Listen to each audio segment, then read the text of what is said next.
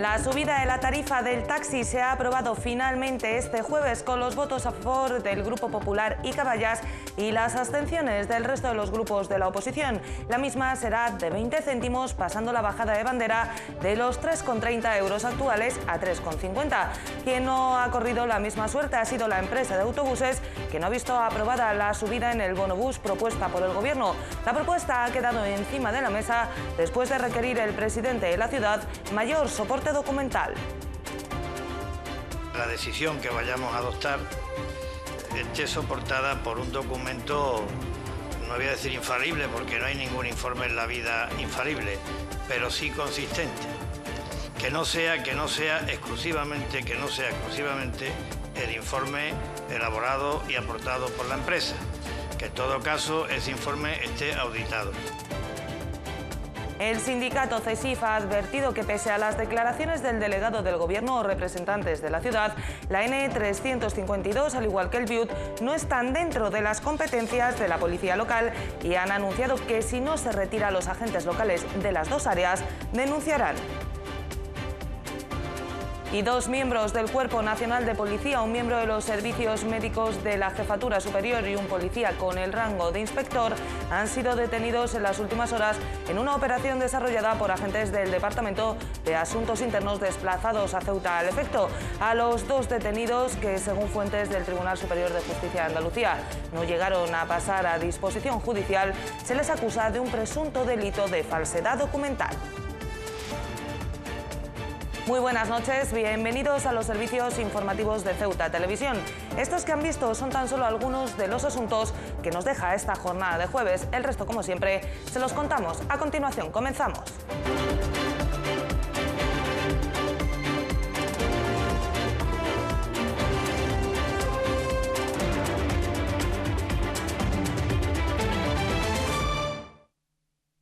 Las dos modificaciones de crédito presentadas por la Consejería de Hacienda en el pleno ordinario de este jueves han salido adelante tan solo con los votos favorables del Partido Popular y la oposición del resto de grupos. Los populares han sacado adelante estas aprobaciones definitivas, en las que además solo se han tenido en cuenta las alegaciones presentadas por su propio grupo.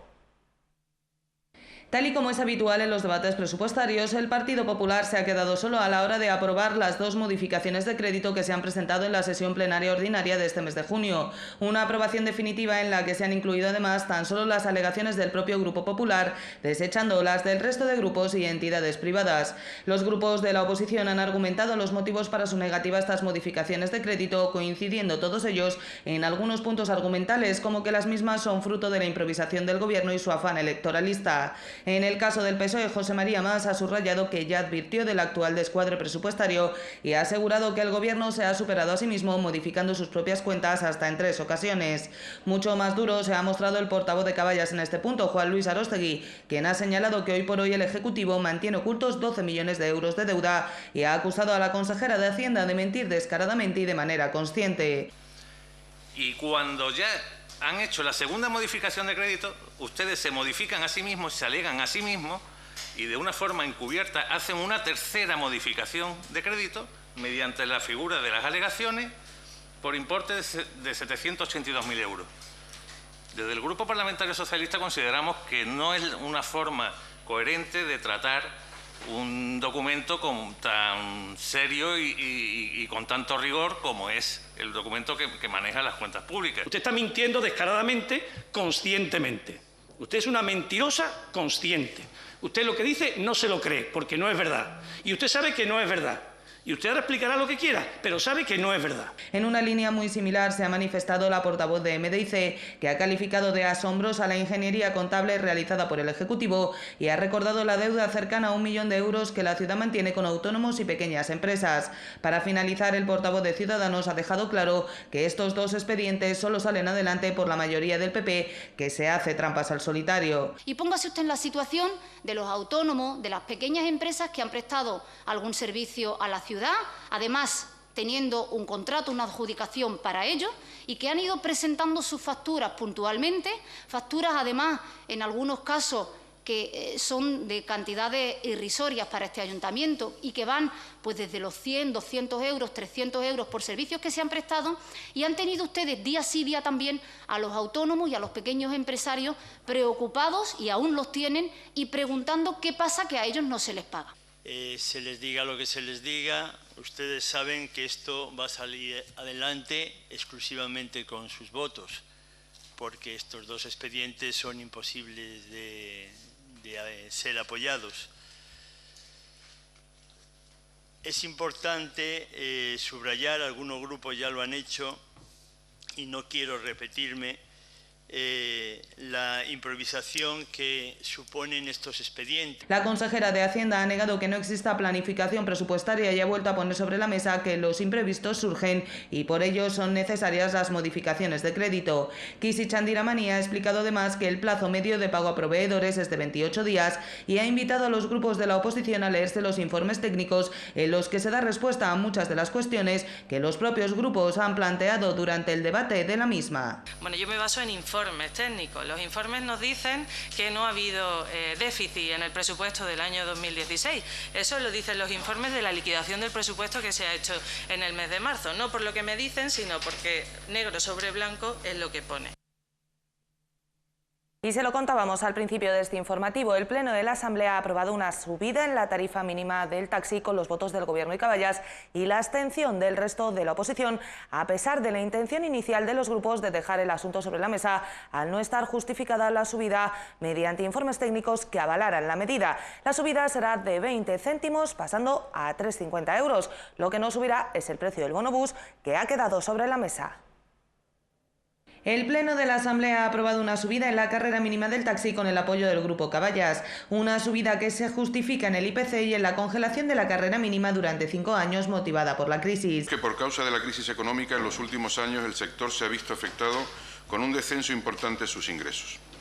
Por tanto, nos encontramos ante un sector deficitario con pérdidas que oscilan dependiendo del tiempo que mantengan ocupado el vehículo.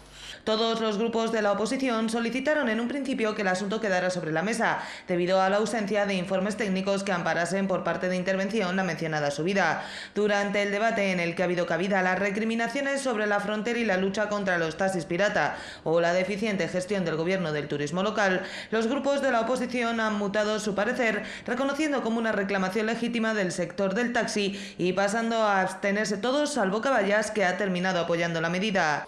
Ante los argumentos que aquí se han barajado, nosotros no queremos ser obstáculo alguno para el sector del taxi ni para sus profesionales. De acuerdo con los argumentos esgrimidos, no hay informes técnicos, no hay un informe del interventor que dé consistencia a respaldar de forma totalmente al 100% la propuesta, pero por no perjudicar a los profesionales del taxi, no vamos a votar en contra en este sentido en la propuesta concreta. Lo que no ha salido adelante ha sido la subida del precio del bonobús. El motivo no ha sido otro que la decisión del presidente de la ciudad de dejar el asunto sobre la mesa ante la falta de soporte documental, más allá de los datos aportados por la empresa encargada del servicio sobre la ruptura del equilibrio económico-financiero. Después de más de una hora de debate en que los grupos de la oposición han reiterado en todos los casos que la propuesta no debía votarse, el presidente ha decidido que así sea, señalando que deberá realizarse una auditoría externa para comprobar que los datos aportados por la empresa se corresponden con la realidad. La decisión que vayamos a adoptar esté soportada por un documento, no voy a decir infalible porque no hay ningún informe en la vida infalible, pero sí consistente. Que no sea exclusivamente el informe elaborado y aportado por la empresa, que en todo caso ese informe esté auditado.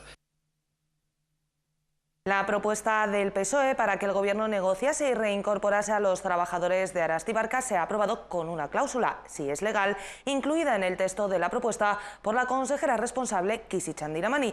Pero el protagonismo se ha centrado en las acusaciones realizadas por la diputada socialista Maida Daoud hacia el presidente de la ciudad por la forma de manejar la situación. Textualmente dijeron que por qué mienten tanto, ¿Por qué niegan la mayor?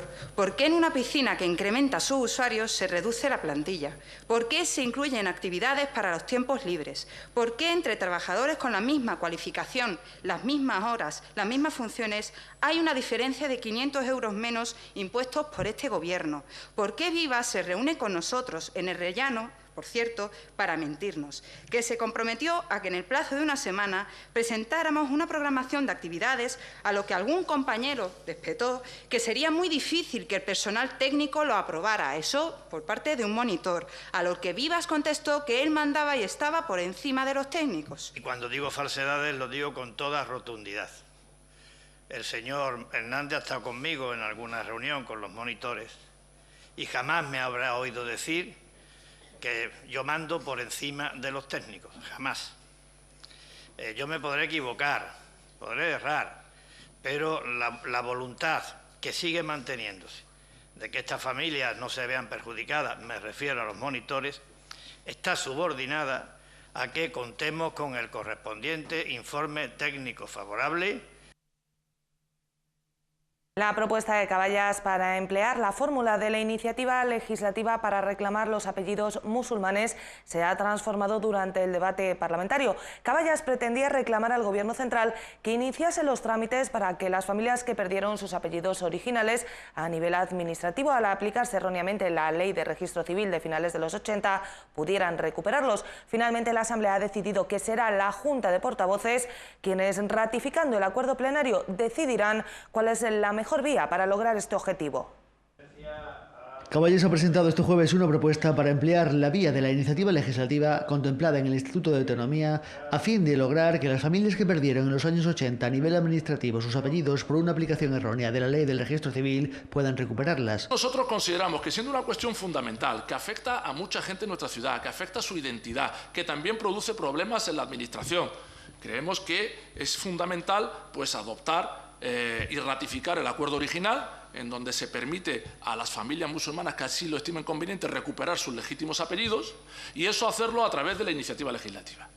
La iniciativa legislativa está regulada, prevista en nuestro Estatuto de Autonomía, y nosotros queremos hacerlo siempre desde el espíritu del consenso. Se trata de una propuesta que llegaba 16 meses después de un acuerdo plenario unánime por el que el Pleno de la Asamblea instaba al Gobierno central a proceder a realizar los trámites necesarios para que estas personas pudieran recuperar, si así lo decidían, sus apellidos originales. Tiempo más que de sobra, a juicio de los localistas, para iniciar el proceso, motivo por el cual Caballas trataba de emplear otra fórmula para lograr este objetivo. La única cuestión que yo le voy a plantear, o que va a plantear mi grupo, perdón, es que no nos cerremos en banda a la iniciativa legislativa.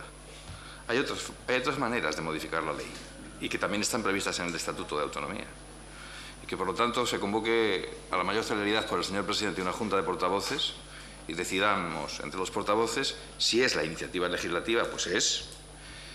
También se puede acordar con el Gobierno la redacción de un proyecto de ley e incluso se puede utilizar la tramitación de alguna ley para colgar una modificación, en este caso, de esta norma que solucionaría definitivamente el problema. Durante el debate plenario, el portavoz del Grupo Ciudadano reiteró la posición de su partido de abstenerse ante las propuestas de Caballas debido a que su portavoz, Mohamed Ali, se encuentra investigado sin haber dimitido de su cargo. Sin embargo, al contrario que en ocasiones anteriores, Ali ha querido responder a Javier Barca. Yo creo que debería reflexionar Ciudadanos en relación a dos cosas. Primero, yo creo que los intereses generales de esta ciudad están por encima de la investigación de este portavoz. Yo le invito a que lo reflexione y que haga lo que quiera. Y después, a que sean ciertamente un poco congruentes, ¿no? Porque ya empieza a rechinar. Yo esto no lo voy a utilizar, pero me parece un poco curioso que ustedes utilicen mi investigación judicial para no apoyar nuestras propuestas y, sin embargo, algunas propuestas del Gobierno sí las apoyan cuando tienen varios investigados judiciales. La propuesta finalmente se ha transformado, acordándose que el asunto quedaría en manos de la Junta de Portavoces, quienes en una reunión urgente decidirían qué vía sería la más óptima para lograr que esta reclamación de un importante sector de la población se vea satisfecha.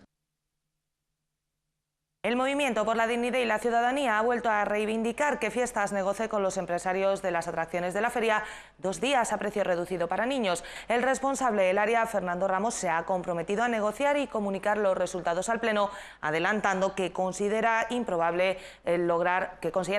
lograr un solo día de precios reducidos, pero en todas las atracciones. Que los ciudadanos y ciudadanas de Ceuta puedan disfrutar al máximo de estas fiestas patronales que son de todos los ceutíes, Es por lo que solicitamos que se tenga en cuenta esta petición que hace el MDIC, que no es la primera vez que hacemos. Llevamos desde el año 2015, desde que estamos en esta Asamblea, intentando que se amplíen a 2 las jornadas en las que se celebre ese Día del Niño, en el que se reduzcan los precios. Sabe perfectamente el responsable del área que si comparamos los precios con otros puntos de la península, en nuestra ciudad, en algunas atracciones son superiores. Nosotros consideramos que al margen de todo ello es muy importante buscar equilibrar esos precios y buscar hacerlo lo más accesible posible a todos los ciudadanos. Y Ciudadanos ha logrado, tras mucha insistencia, que el reglamento de turismo pueda ser renovado. Se incluirá un método para que la ciudad pueda habilitar con la titulación de guía turístico a las personas que puedan acreditar la formación y los idiomas necesarios para la mencionada titulación. Se trata de una reivindicación que los Naranja llevaban reclamando desde su constitución en Ceuta. Aquellas personas que, insisto, reuniendo los requisitos de titulación y de dominio de idiomas extranjeros, están en condiciones de acreditar documentalmente lo que tendrían que demostrar en la prueba prevista y no convocada hasta ahora por la ciudad. Es una nueva vía que está en uso en otras comunidades autónomas, que no cierra la prevista en el propio reglamento de superar una prueba para adquirir esta condición. Y el Pleno de la Asamblea ha vuelto a guardar este jueves un minuto de silencio en memoria de las 3 últimas víctimas de la violencia machista. Con ellas asciende a 30 el número de mujeres asesinadas por sus parejas o exparejas en lo que va de año, 7 más que en el mismo periodo de 2016. De nuevo silencio en el Salón de Plenos, respaldado por todos los grupos políticos en memoria de las últimas 3 víctimas de la violencia machista, de las 3 mujeres asesinadas en los últimos días por sus parejas. Silencio de condena, silencio de repulsa ante una lacra que se ha llevado por delante la vida de 30 mujeres en lo que va de año, 7 más que en 2016, lo que hace de este 2017 un año negro.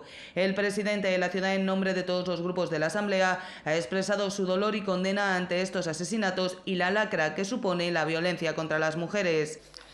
Vamos a proceder seguidamente a guardar un minuto de silencio en memoria de Encarnación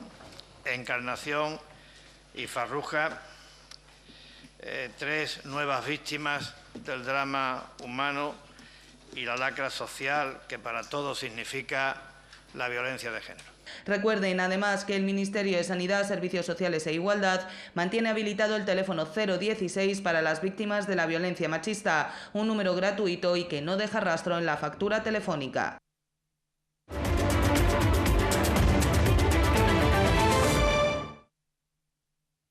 El Gobierno de la ciudad tiene intención de aprobar el Plan General de Ordenación Urbana durante esta legislatura, según trasladó el consejero de Fomento Néstor García a varios colectivos implicados en el PGOU. Precisamente el presidente del Colegio de Arquitectos, José Montes de la Vega, ha explicado en el programa Gran Vía de esta casa lo complejo de la elaboración del documento, así como los objetivos imprescindibles que, según él, debe tener. El consejero de Fomento Néstor García León se reunió en la tarde del martes con los colegios de arquitectos y abogados, la Confederación de Empresarios y la Asociación de Promotores para comunicarles que la intención del Gobierno con respecto al Plan General de Ordenación Urbana será una realidad a lo largo del presente ejercicio. El consejero, que instó a la participación de todos los agentes implicados, explicó en qué trabaja en estos momentos el equipo técnico de su área. Ahora mismo, aspectos como la digitalización en un nuevo formato, la actualización del vuelo y la inclusión de todos los informes sectoriales perceptivos para que cuando el documento sea elevado a aprobación provisional por parte del Pleno cuente con todas esas incorporaciones, son los aspectos más destacados del trabajo técnico. Precisamente, el presidente del Colegio de Arquitectos de Ceuta, José Montes de la Vega, pasó la tarde del miércoles por el programa Gran Vía para definir algunos de los objetivos de un Plan General de Ordenación Urbana que considera complejo en su elaboración. Los objetivos que se deben marcar deben ser el de planificar un crecimiento urbanístico, la mejora de la calidad de vida y crear una cohesión social, la consecución del derecho constitucional al disfrutar de una vivienda digna, la protección del medio ambiente, la protección del patrimonio cultural y, sobre todo, también asegurar un desarrollo socioeconómico equilibrado, sostenible y racional de la ciudad, ¿no?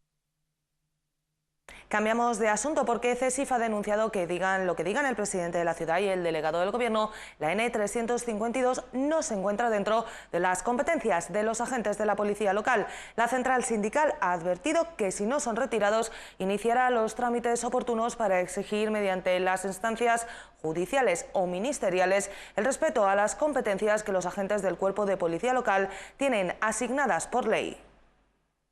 Tras el accidente laboral sufrido por un agente del cuerpo mientras desarrollaba este servicio impuesto por los mandos y responsables políticos, CESIF insta al desarrollo de una evaluación de riesgos necesaria para salvaguardar la integridad física y protección legal necesaria para los agentes que se ven obligados a prestar dicho servicio.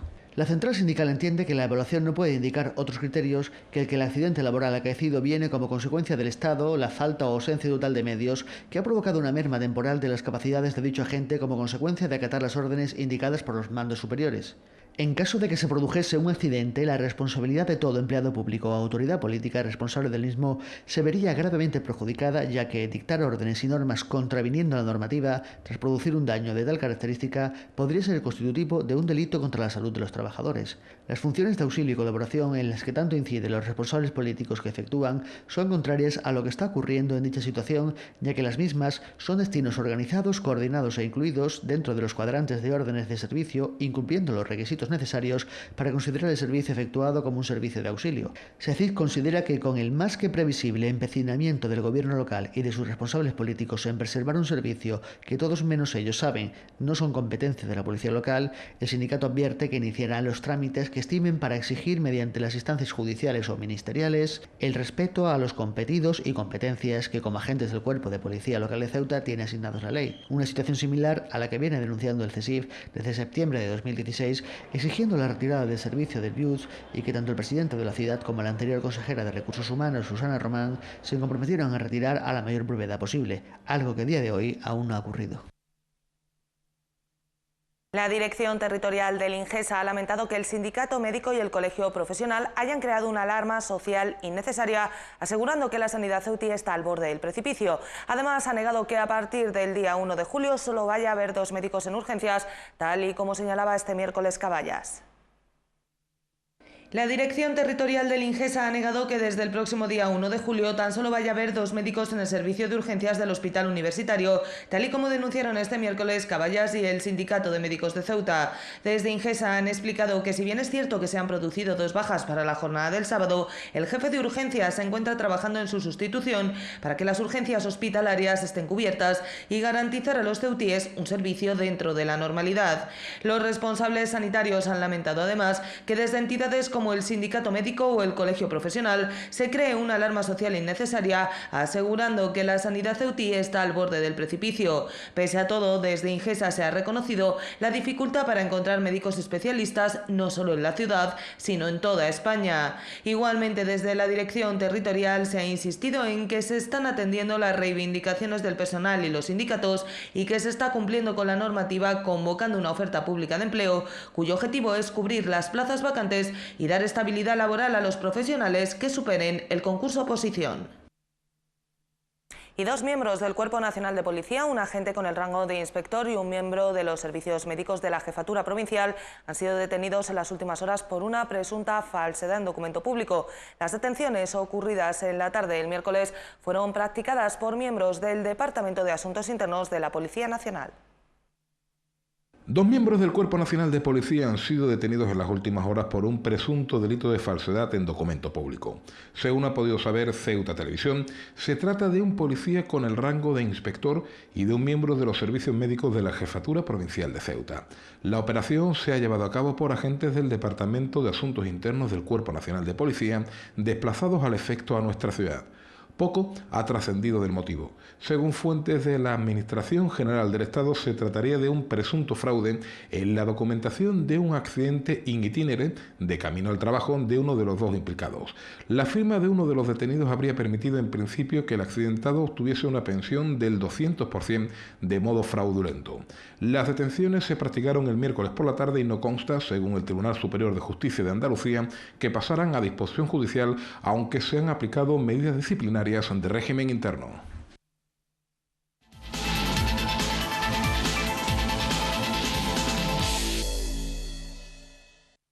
Y en el tiempo del deporte les contamos que el mediocentro Christopher García Cristo se ha convertido en el cuarto fichaje de la agrupación deportiva Ceuta para la próxima temporada. Cristo, recién ascendido con el Onteniente a Segunda División B, se une así a la lista compuesta por Sufian, Dani Gallardo y Willy como refuerzos de cara a la próxima campaña.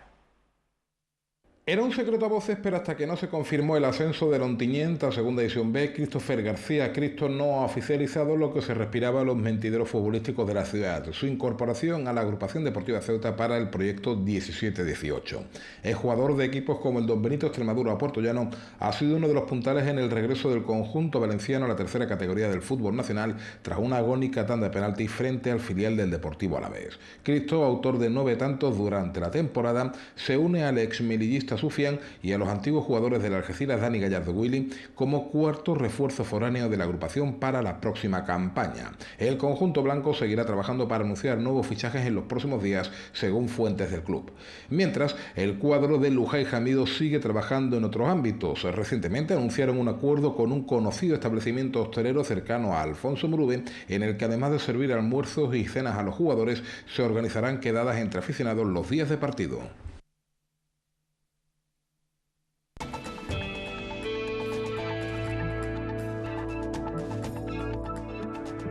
Y vamos ya con la información del tiempo para las próximas horas. Cielos poco nubosos o completamente despejados.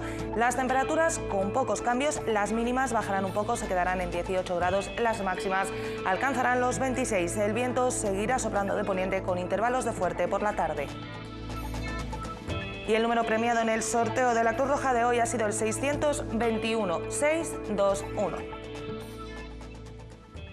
El ballet de María José Lesmes escenificará mañana en el auditorio del Rebellín La novia, una versión flamenca de Bodas de sangre, el inmortal clásico de Federico García Lorca. La última venta de entradas se realizará mañana viernes a partir de las 8:30 en las taquillas del Teatro Auditorio del Rebellín.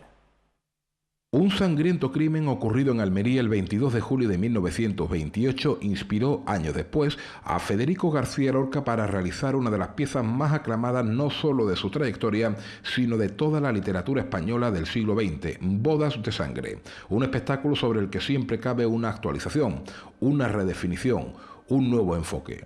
De ello se va a encargar este viernes la Escuela de Danza de María José Lesmes. La novia, versión del citado clásico, llegará a partir de las 21:30 al auditorio del Rebellín.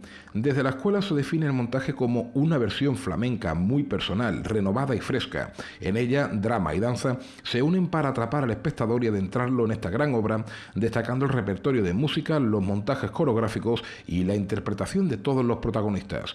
La escenografía corre a cargo del artista Didi Rodán, internacionalmente conocida, que con sus dibujos realizados en arena transporta una y otra vez a todas las situaciones y momentos de la obra. En la segunda parte se pondrá en escena una pieza popular con aire retro y coreografías muy flamencas, como es La Lola se va a los puertos, de los hermanos Manuel y Antonio Machado, por lo que se espera que el público asistente disfrute con esta gran apuesta. Aún es posible adquirir entradas en la taquilla del auditorio del Rebellín a partir de las 20:30 del viernes 30. Nosotros nos vamos ya, no sin antes recordarles que la información vuelve a Ceuta Televisión mañana a partir de las 10 de la mañana. Mientras tanto, pueden seguir toda la actualidad de la ciudad en nuestros perfiles en las redes sociales Facebook y Twitter y, como no, aquí en www.ceutatv.com. Hasta mañana. Adiós.